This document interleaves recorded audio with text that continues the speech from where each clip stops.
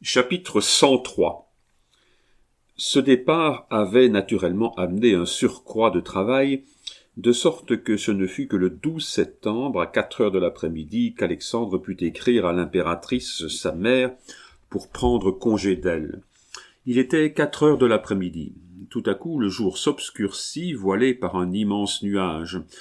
L'empereur appelle son valet de chambre. « Fédor, lui dit-il, les lumières. » Le valet de chambre apporta 4 bougies. Pendant que l'empereur écrivait, le nuage se dissipa et le jour reparut. Le valet de chambre rentra aussitôt. « Sire, demanda-t-il, dois-je emporter les lumières ?»« Pourquoi cela ?» demanda l'empereur. « Parce que chez nous, sire, on regarde comme chose de mauvais présage d'écrire à la lumière tandis qu'il fait jour. »« Que conclus-tu de cela ?»« Moi, je ne conclus pas, sire. »« Oui, mais moi, je comprends. Tu penses que les passants, en voyant de la lumière ici, croiront qu'il y a un mort. »« Justement, sire. »« Eh bien, emporte les bougies. » L'empereur ne parut pas faire attention à la remarque de son valet de chambre, mais elle lui resta dans l'esprit. Le 13, il partit, comme nous avons dit, de Pétersbourg à 4 heures du matin. Il sortait de la ville juste au moment où le soleil se levait. Alors il fit arrêter sa voiture, s'y tint debout, regardant cette ville du tsar Pierre avec une profonde tristesse, comme s'il eût été averti par une voix intérieure qu'il la voyait pour la dernière fois. La nuit précédente, l'empereur l'avait passée en prière, tant dans le couvent de Saint-Alexandre Nevski que dans la cathédrale de Kassan. Dans le monastère, il s'était entretenu près d'1 heure avec les religieux et entre autres avec le métropolitain Séraphin. Celui-ci raconta à l'empereur qu'un religieux de son couvent venait volontairement se soumettre à un genre de vie de la plus scrupuleuse austérité en s'enfermant dans un caveau pratiqué dans l'épaisseur du mur du couvent, caveau où ce religieux comptait passer le reste de ses jours. Malgré leur avancée, l'empereur s'était fait conduire à la cellule de ce religieux et avait causé près de 20 minutes avec lui. En quittant Pétersbourg, Alexandre voulut revoir une fois encore son cher tsar Kojvelo. Il monta à cheval à la porte du palais, ayant parcouru tous les alentours comme pour prendre congé d'eux.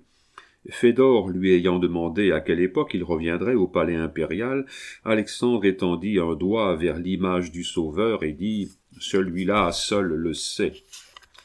L'empereur arriva à Taganrog vers la fin de septembre.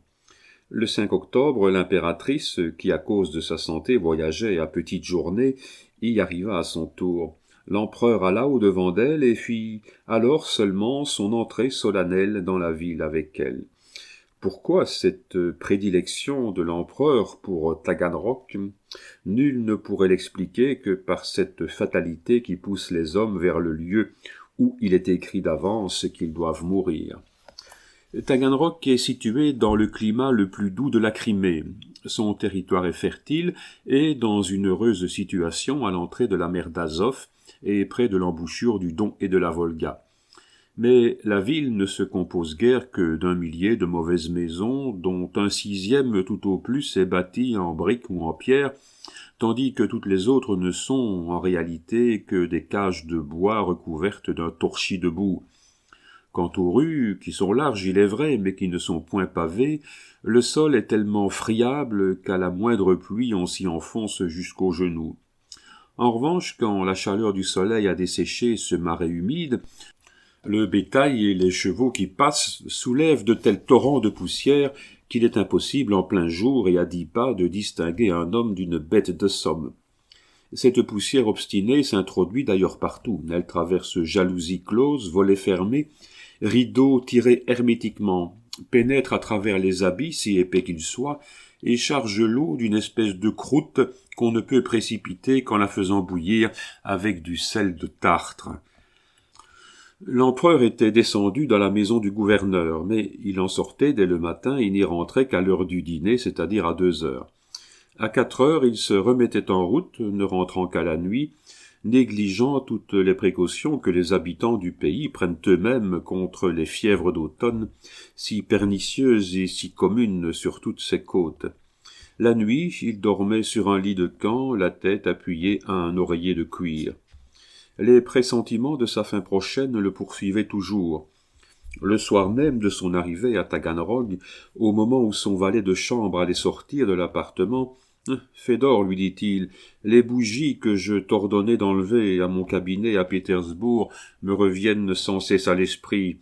Avant qu'il soit longtemps, elles brûleront pour moi. » Pendant une nuit du mois d'octobre, plusieurs habitants de Taganrog virent, à 2 heures du matin, au-dessus de la maison qu'habitait l'empereur, 2 étoiles, qui, étant d'abord à une assez grande distance l'une de l'autre, se rapprochèrent puis se séparèrent de nouveau.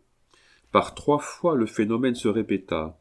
Alors l'un de ces astres devint un globe lumineux, qui, ayant peu à peu atteint un diamètre considérable, absorba l'autre, et bientôt après s'abattit sous l'horizon. Dans sa chute, la première étoile grandissante avait laissé l'autre plus petite à sa place, mais celle-ci, pâlissant par degrés, disparut à son tour. Les esprits superstitieux virent dans l'étoile la plus grosse et la plus brillante l'étoile de l'empereur Alexandre et dans l'autre celle de l'impératrice. Ils en augurèrent alors que l'empereur mourrait bientôt et que l'impératrice ne survivrait à son époux que de quelques mois. Outre ces courses journalières, l'empereur en entreprenait d'autres qui duraient plusieurs jours, soit dans le pays du Don, soit à Tcherkassk, soit à Donetsk. Il s'apprêtait à partir pour Astrakhan lorsqu'arriva le comte Voronzov, gouverneur d'Odessa. Il venait annoncer que le mécontentement grandissait par toute la Crimée et causerait des troubles considérables si l'empereur hésitait à calmer ce mécontentement et à prévenir ces troubles par sa présence. C'était 300 lieues à parcourir, mais qu'est-ce que 300 lieues en Russie ? Alexandre promit à l'impératrice d'être de retour avant 1 mois et donna les ordres du départ. La route trouva l'empereur impatient et mal disposé. Ce malaise moral était tellement en contradiction avec la tristesse douce de son caractère qu'il surprit tout le monde. Les chevaux ne marchaient pas, les chemins étaient mauvais, il faisait froid le matin, chaud à midi, glacé le soir. Le docteur Willy recommandait aux voyageurs des précautions contre ces changements de température dont il se plaignait, lui. Mais c'est alors que l'humeur chagrine de l'empereur se faisait jour. Il rejetait manteaux et pelisses, semblait appeler des dangers que ses amis lui recommandaient de fuir. Enfin, un soir, l'empereur fut pris d'une toux obstinée, et le lendemain, en arrivant à Oridov, d'une fièvre intermittente, qui, fortifiée par l'obstination du malade, se changea bientôt en fièvre rémitante, et que le docteur reconnut alors pour être la même qui avait régné tout l'automne de Taganrog à Sébastopol. On reprit aussitôt la route de Taganrog. Ce fut l'empereur lui-même qui donna l'ordre de retrousser chemin. Tout en revenant, le docteur, qui ne se faisait pas illusion sur la gravité de l'état du malade, insistait pour commencer un traitement énergique. Mais l'empereur s'y opposait. « Laissez-moi, dit-il, et mon Dieu, je sais moi-même ce qu'il me faut. C'est du repos, de la solitude, de la tranquillité. Soignez mes nerfs, docteur, ce sont mes nerfs qui sont dans un épouvantable désordre. » « Sire, répondit Willy, c'est un mal dont les rois sont plus souvent atteints que les particuliers. »« Oui, dit Alexandre, surtout dans les temps actuels. »« Ah, docteur, docteur, continua-t-il en secouant la tête, j'ai bien sujet d'être malade. » Malgré les observations du docteur, Alexandre voulut faire à cheval une partie du chemin. Enfin, force lui fut de remonter dans sa voiture, et il arriva à Taganrog, si faible qu'en remettant le pied dans la maison du gouverneur, il s'évanouit. L'impératrice, mourant elle-même d'une maladie de cœur, oublia ce qu'elle souffrait et reprit ses forces à cette vue. En revenant à lui, Alexandre écrivit à l'impératrice mère. Il lui disait qu'il était souffrant, mais qu'elle se tranquillisât, qu'il se ménageait, et qu'il n'y avait rien de sérieux à craindre. Cela se passait le 18 novembre. Le 24, la fièvre redoubla, et l'érysipèle de la jambe disparut. « Allons !» s'écria l'empereur en s'apercevant de cet accident. « C'est fini, je mourrai comme ma sœur. » Cependant, il refusa de prendre aucun médicament. Le soir, comme le docteur Willy était près de lui, « Oh, mon ami !» s'écria-t-il tout à coup en se retournant de son côté. « Quelle action! Quelle épouvantable action !» À quel souvenir se rattachait ce cri de douleur? À un seul sans doute, à la mort de Paul étouffée au-dessus de sa tête et dont il entendit les derniers gémissements sans oser lui porter secours. Le 27 enfin, l'empereur s'abandonna aux soins du docteur qui lui appliqua des sangsues. Il résulta de cette application un peu de calme, mais la fièvre revint bientôt plus ardente et plus acharnée. Des synapismes furent appliqués, mais ne purent reprendre le dessus. Le malade songea alors qu'il était temps de se préparer à mourir. À 5 heures du matin, le confesseur fut introduit près de lui. « Mon père, lui dit Alexandre en lui tendant la main, venez et traitez-moi en homme et non en empereur. » Le prêtre s'approcha du lit, reçut la confession impériale, donna les sacrements à l'auguste malade. Vers 2 heures, l'empereur éprouva un redoublement de douleur. « Oh !» s'écria-t-il, vaincu par l'angoisse, « serait-il vrai, mon Dieu, que les rois souffrent plus pour mourir que les autres hommes ?» Pendant la nuit, l'empereur perdit connaissance. Toute la journée du 28, l'empereur demeura dans un état de léthargie complète. Le 29, il revint à lui, et un instant on conçut quelque espoir. L'impératrice veillait auprès de son lit, elle avait vu l'empereur s'endormir un peu avant le crépuscule. Vers 9 heures du matin seulement il se réveilla. Un moment auparavant, le soleil était sorti des nuages et brillait comme au plus beau jour d'été. Alexandre, en ouvrant les yeux, se trouva tout inondé par ses rayons. « Ah, comme il fait beau !» s'écria-t-il, avec cette joie qu'éprouvent toujours les mourants à revoir le soleil. Puis, se retournant vers l'impératrice, « Vous devez être bien fatiguée, madame, lui dit-il en lui baisant la main. » Et il retomba dans le même affaissement dont il était momentanément sorti. Le 30, tout espoir s'évanouit. Cependant, vers 2 heures du matin, le général Diebitch parla d'un vieillard nommé Alexandrovitch qui avait, disait-il, sauvé plusieurs Tatars de cette même fièvre dont était atteint l'empereur. Le docteur Willy exigea qu'on allât chercher ce vieillard à l'instant même. Vers les 8 heures, le vieillard entra. Il regarda l'empereur, secoua la tête et dit « Il est trop tard. D'ailleurs, ceux que j'ai guéris n'étaient pas malades de cette maladie-là. » Et il sortit, emportant la dernière espérance de l'impératrice. Cependant, à 10h30 du matin, l'empereur rouvrit les yeux. On attendait avec anxiété pour savoir s'il parlerait, mais aucune parole ne sortit de sa bouche.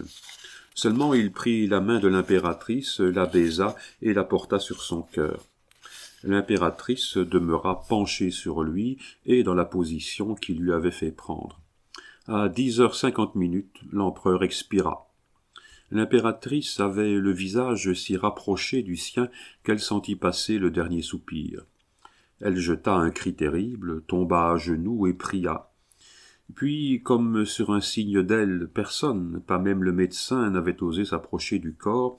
Quelques minutes après, elle se releva plus calme, ferma les yeux de l'empereur qui étaient restés ouverts, lui serra la tête avec un mouchoir pour empêcher les mâchoires de s'écarter, baisa ses mains déjà glacées, et retombant à genoux, elle demeura en prière auprès du lit jusqu'à ce que les médecins eussent obtenu d'elle qu'elle se retirât dans une autre chambre afin qu'ils pussent procéder à l'autopsie.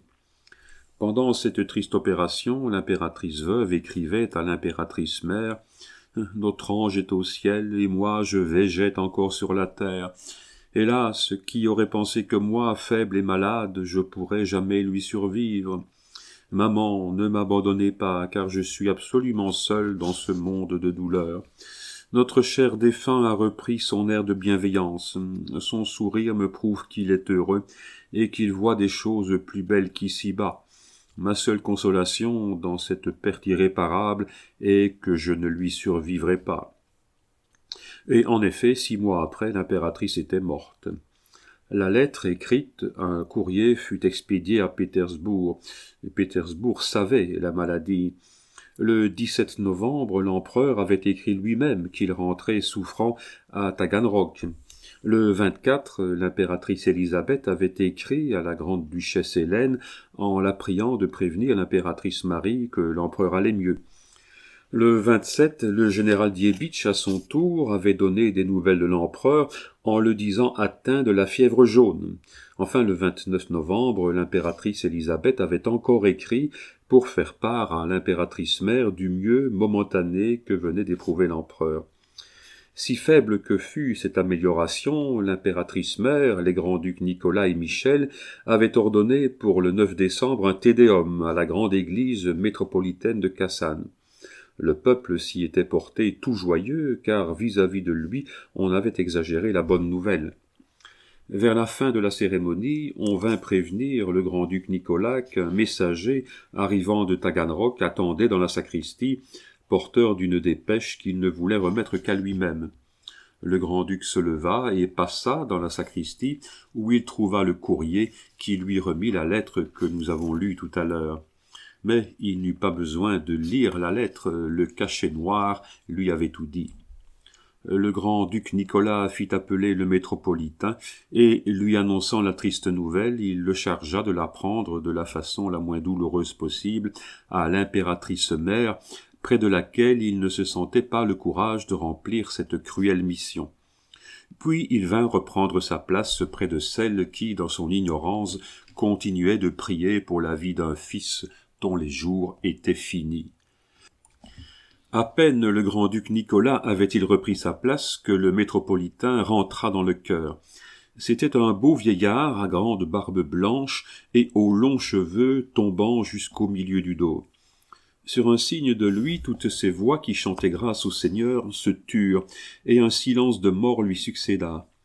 Alors, au milieu de l'attention générale, il marcha d'un pas lent et grave devant l'autel, prit le crucifix d'argent massif qu'il couvrit d'un voile noir, et, s'approchant de l'impératrice mère, il lui donna le crucifix en deuil. L'impératrice jeta un grand cri. « Mon fils est mort » dit-elle, et elle tomba à genoux, comme était tombée 18 siècles auparavant au pied de la croix de son fils, cette autre mère couronnée dont elle portait le nom. Ce fut ainsi que la Russie apprit qu'elle venait de perdre son empereur. Nous avons dit que nous raconterions l'histoire de cette singulière abnégation d'un homme pour un empire, histoire d'autant plus curieuse que cet empire était un empire absolu, qu'il réunissait à cette époque 53 millions d'habitants et couvrait déjà la 7e partie du monde, et cela sans compter les espérances qu'il donnait pour l'avenir. Cette histoire, la voici. Vous connaissez Constantin, cet ours de l'Ukraine, toujours grognant, grondant, rugissant, qui n'avait rien d'un homme, pas même le visage, car un visage de Kalmouk n'est pas un visage d'homme. Aussi rude que son frère Alexandre était courtois, aussi hideux que son frère Nicolas était beau, véritable fils de Paul dans un moment de mauvaise humeur. Nous avons dit comment Constantin, enfant, répondait à son gouverneur particulier qui voulait le forcer à apprendre à lire. « Je ne veux pas apprendre à lire parce que je vois que vous lisez toujours et que vous êtes toujours plus bête. » On comprend qu'un esprit tourné de cette façon ne prit pas son vol vers les sphères scientifiques. Mais d'un autre côté, autant la haine des études collégiales était innée dans le jeune prince, autant aussi était inné en lui l'amour des exercices militaires. Il tenait encore cela de son père Paul, qui, la première nuit de ses noces, s'était levé à 5 heures du matin pour faire manœuvrer un peloton de soldats de garde auprès de lui.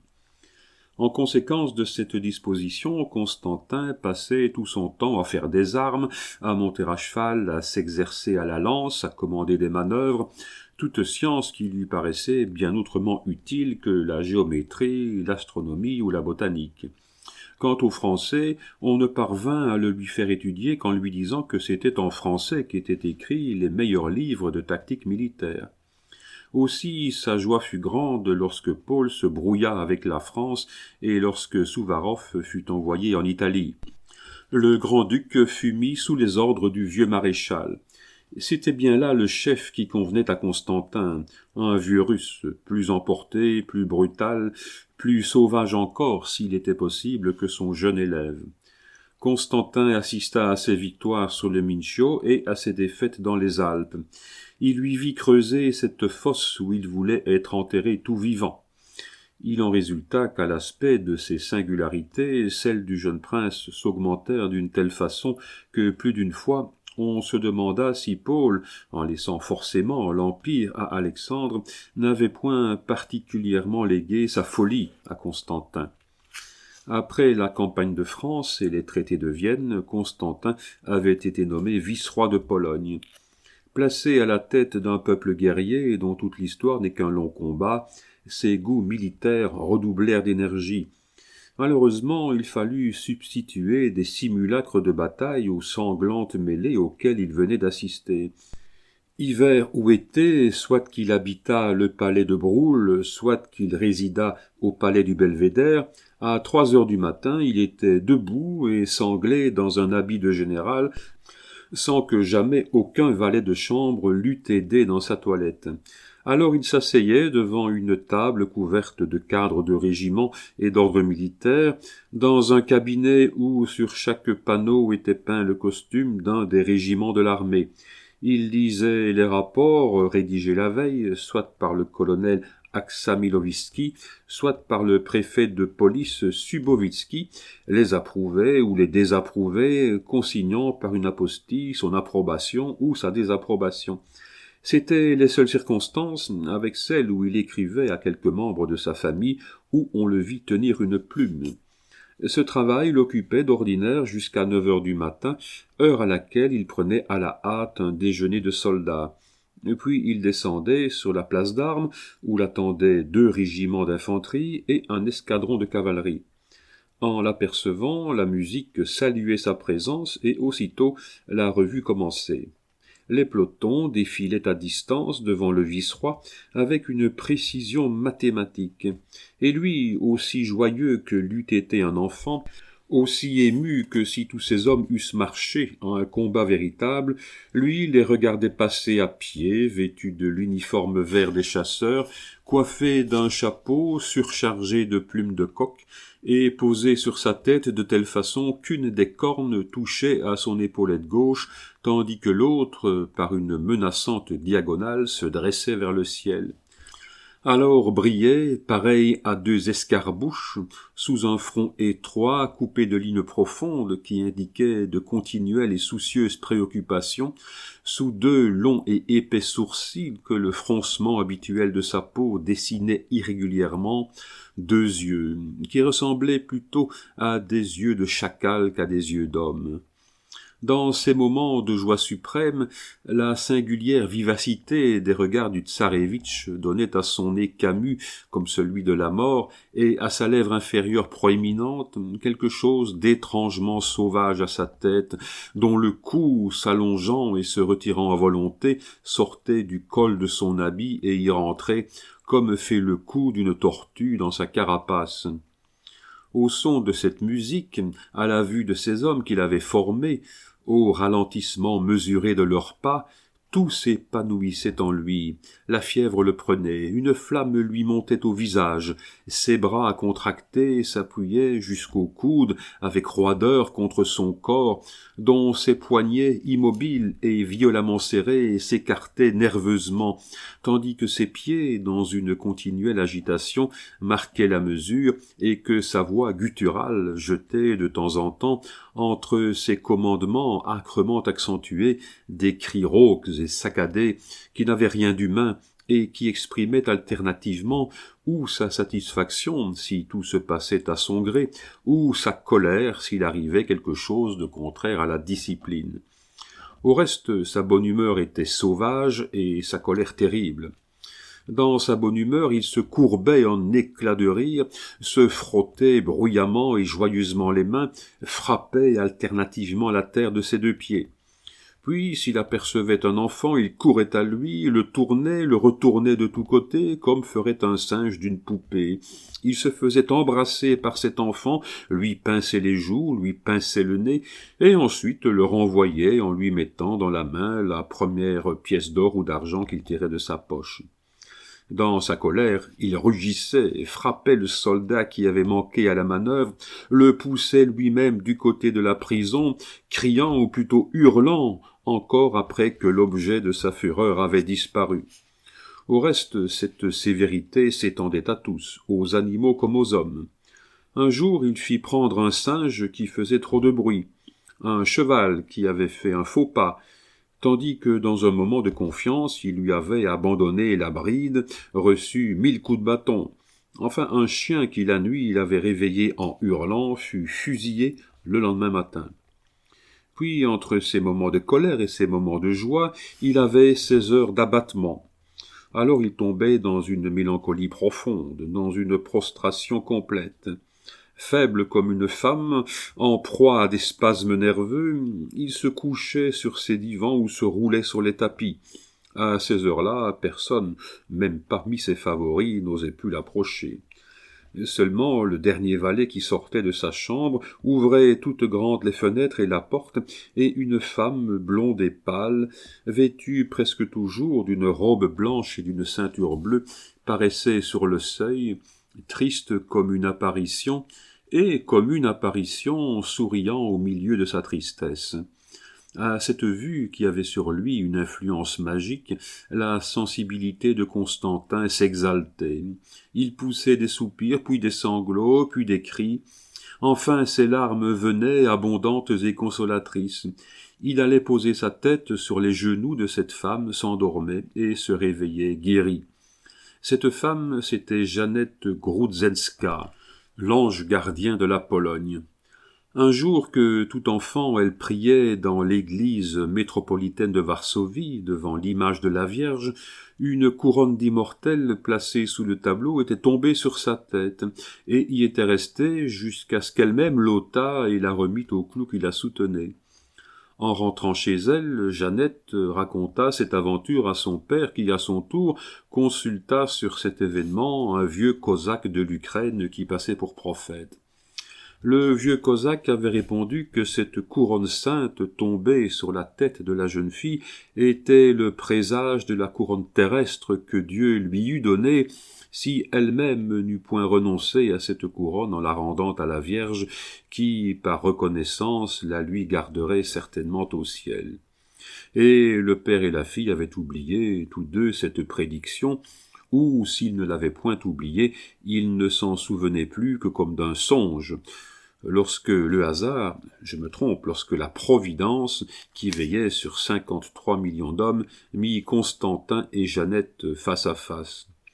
Alors ce sauvage aux passions ardentes, cet ours toujours rugissant, devint timide comme une jeune fille.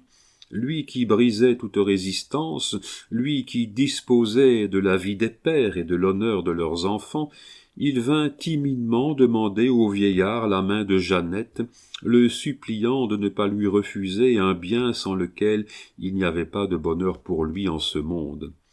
Le vieillard se rappela la prédiction du cosaque.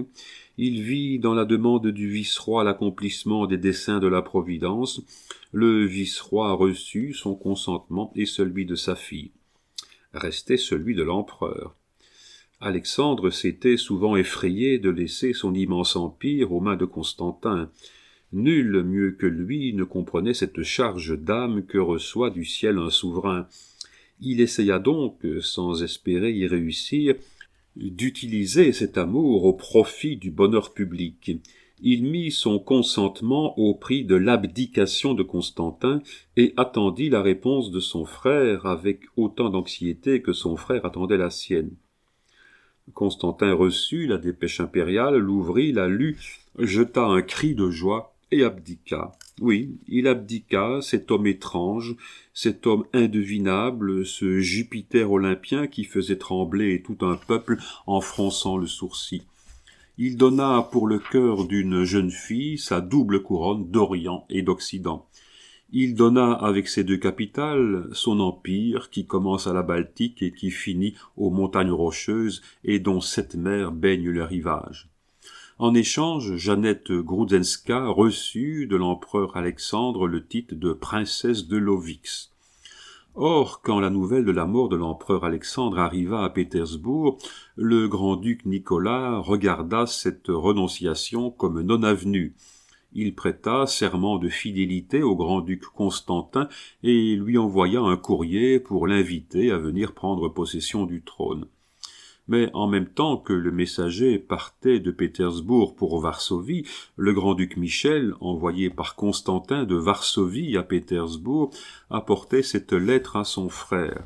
« Très cher frère, c'est avec la plus profonde tristesse que j'ai appris, hier au soir, la nouvelle de la mort de notre adoré souverain, mon bienfaiteur l'empereur Alexandre.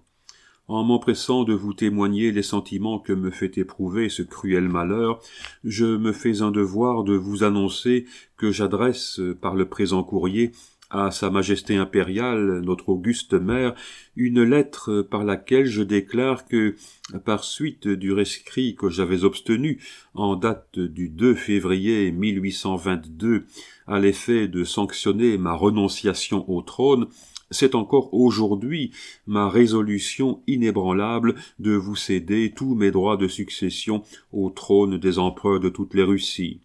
Je prie en même temps notre bien-aimée mère et ceux que tout cela peut concerner de faire connaître ma volonté invariable à cet égard afin que l'exécution en soit complète.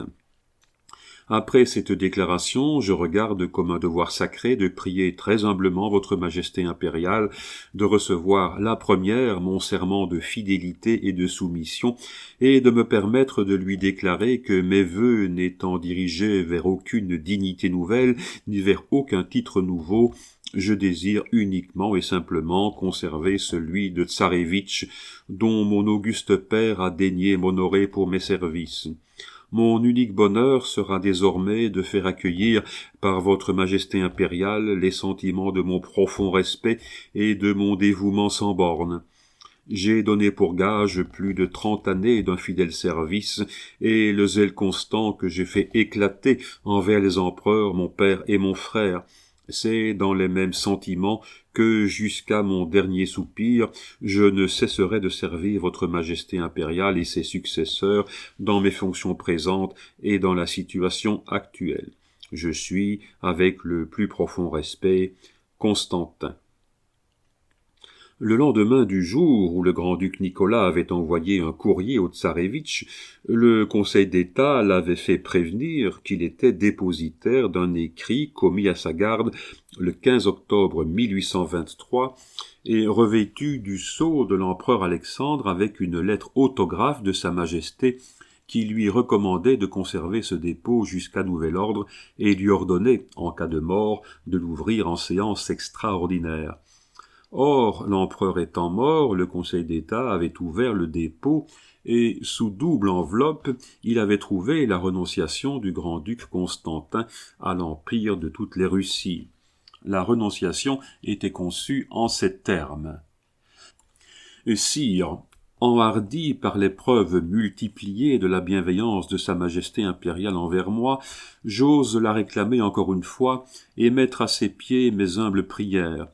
Ne me croyant ni l'esprit, ni les capacités, ni la force nécessaires, si jamais j'étais revêtu de la haute dignité à laquelle je suis appelé par ma naissance, je supplie instamment Sa Majesté impériale de transférer ce droit à celui qui me suit immédiatement et d'établir à jamais la stabilité de l'Empire. Quant à ce qui me concerne, je donnerai par cette renonciation une nouvelle garantie et une nouvelle force à ce que j'ai solennellement consenti à l'époque de mon divorce avec ma première femme. Toutes les circonstances présentes me déterminent de plus en plus à prendre une mesure qui prouvera à l'Empire et au monde entier la sincérité de mes sentiments. Puisse votre Majesté impériale accueillir mes vœux avec bonté, puisse-t-elle déterminer notre auguste mère à les accueillir elle-même et à les sanctionner par son consentement impérial. Dans le cercle de la vie privée, je m'efforcerai toujours de servir de modèle à vos fidèles sujets et à tous ceux qu'anime l'amour de notre chère patrie. Je suis, avec le plus profond respect, Constantin. À cette lettre, l'empereur avait fait la réponse suivante. « Très cher frère, je viens de lire votre lettre avec toute l'attention qu'elle mérite. Je n'y ai rien trouvé qui ait pu me surprendre, ayant toujours su apprécier les sentiments élevés de votre cœur. Elle m'a fourni une nouvelle preuve de votre sincère attachement à l'État et de vos soins prévoyants pour la conservation de la tranquillité. Suivant vos désirs, j'ai communiqué votre lettre à notre chère mère. Elle l'a lue, pénétrée des mêmes sentiments que moi, et reconnaît avec gratitude les nobles motifs qui vous ont dirigé. Dans ces motifs, allégués par vous, il ne nous reste à tous deux qu'à vous laisser toute liberté de suivre vos résolutions inaltérables et à prier le Tout-Puissant de faire produire à des sentiments aussi purs les résultats les plus satisfaisants. Je suis pour toujours votre très affectionné frère Alexandre. Nicolas n'en attendit pas moins la réponse du tsarévitch, et ce ne fut que le 25 décembre qu'il déclara dans un manifeste accepter le trône qui lui était dévolu par la renonciation de son frère aîné.